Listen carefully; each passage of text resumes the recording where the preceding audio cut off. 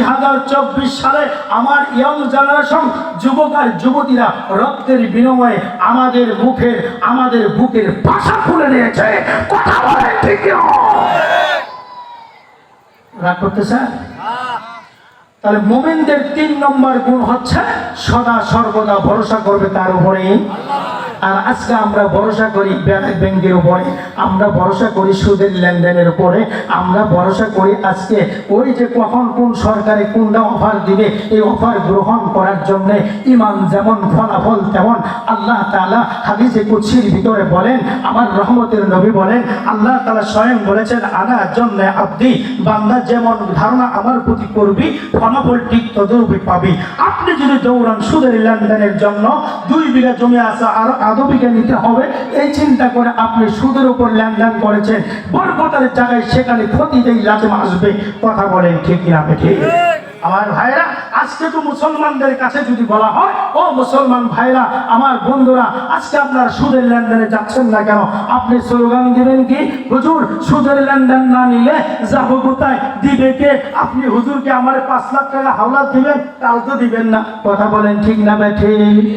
আমার কথা হলো, আপনি যদি সত্যিকারে না খেয়ে থাকেন, আপনার খাবারের মতো ব্যবস্থা নাই, থাকার মতো জায়গা নাই, আপনারা আমি মুফতি ওমর ফারুকের কাছে আপনারা ফোন করবেন, যোগাযোগ করবেন, আপনার খাবারের ব্যবস্থা করে দেওয়া হবে। কোন প্রকার হারাম লেনদেন সুদের বিজনেসের কাছে যাওয়া যাবে না, যাবে না, যাবে না। মুসলমানদের ইমানের পরীক্ষা তো হয় এরূপ ভাবেই। আল্লাহ তাআলা বলেন, আমি মুসলমানদেরকে পরীক্ষা তো এরূপ ভাবেই করে থাকি। ওয়ালা নাবলুওয়ান্নাকুম বিশাইইন মিনাল খাউফি ওয়াল জু'i ওয়া নাকসিম মিনাল আমওয়ালি ওয়াল আনফুসি ওয়াত থামারাত ওয়া বাশশিরিস সাবিরিন। জোরে বলি সুবহানাল্লাহ। আল্লাহ বলেন, আমি মুসলমানদেরকে পরীক্ষা করব রোগ দিয়ে, বিপদ দিয়ে, মুসিবত দিয়ে, ক্ষুধার যন্ত্রণা দিয়া, কষ্ট দিয়া পরীক্ষা করব। পরীক্ষায় পাস করবে যারা, অবাশশিরিস সাবিরিন, তারা। জোরে বলেন সুবহানাল্লাহ।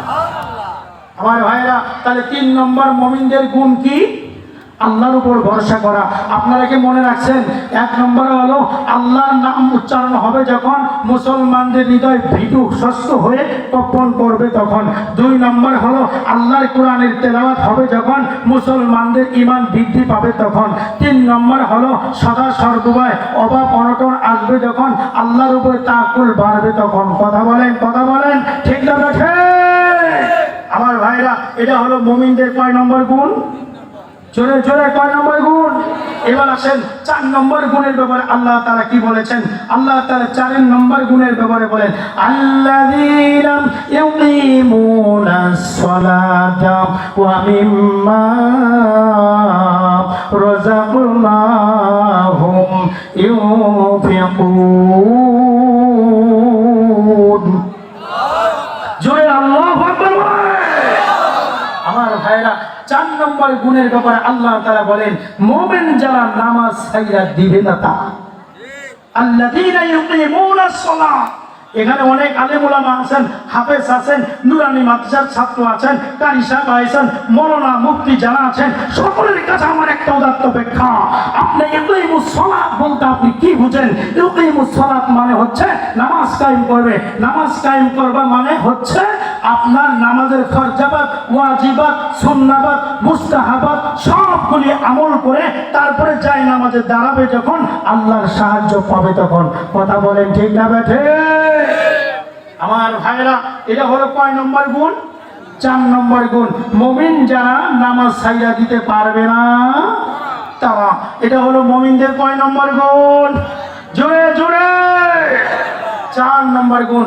5 নম্বর গুণ হলো মিম্মা রাযাকনাহুম ইউনফিকুন।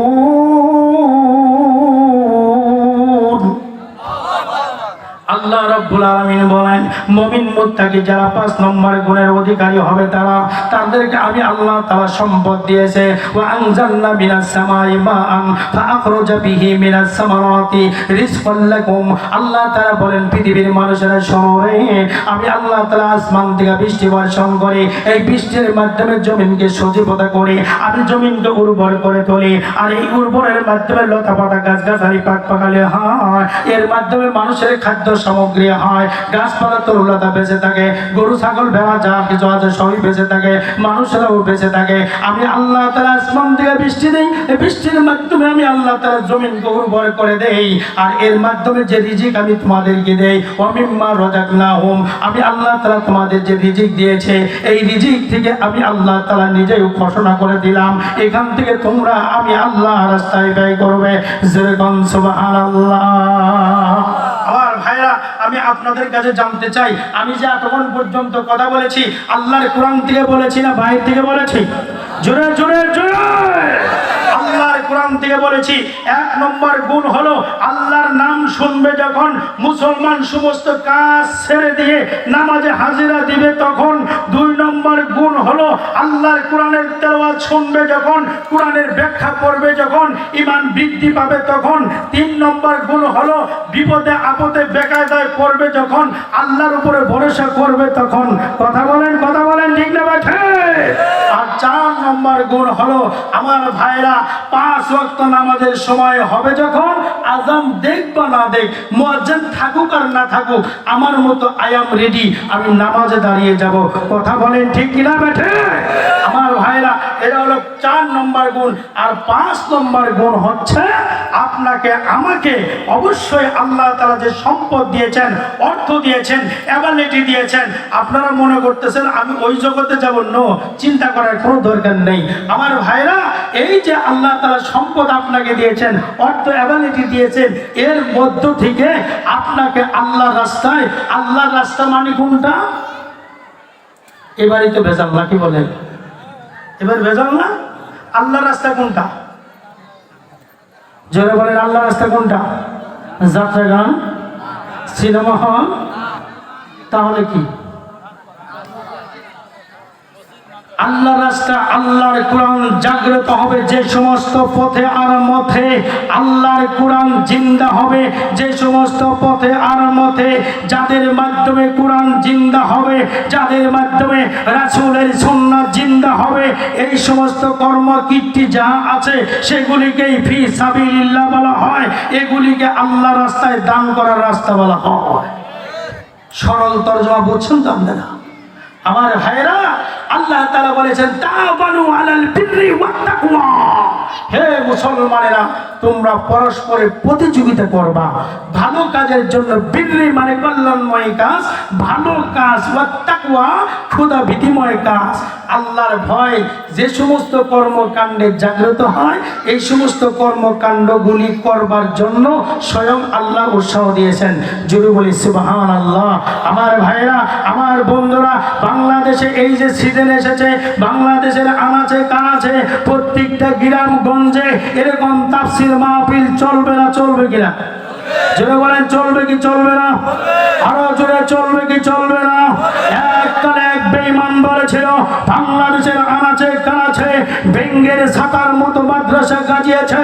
আমি বলতে পাই ওই বাংলাদেশের আনাচে কানাচে বেঙ্গের ছাতার মতো মাদ্রাসা গজিয়েছে বিদায় আজকে, আজ থেকে 20 বছর আগে আর বর্তমান প্রেক্ষাপটে যা দেখা যাচ্ছে, বর্তমান প্রেক্ষাপটে মানুষ খাবার মতো মানুষ নাই, রিজিকের কোনো অভাব নাই, টাকা পয়সার অভাব নাই, ধন দৌলতের অভাব নাই। আপনার প্রগতিশীল বাংলাদেশ থেকে স্মার্ট বাংলাদেশ হয়েছে। কথা বলেন ঠিক না? আমার ভাইরা, বেঙ্গের ছাতার মতো মাদ্রাসা হয়েছে বিদায় আজকে বাংলাদেশে এত বারাকা শুরু হয়েছে, কারণ যেখানে আল্লাহর কোরআনের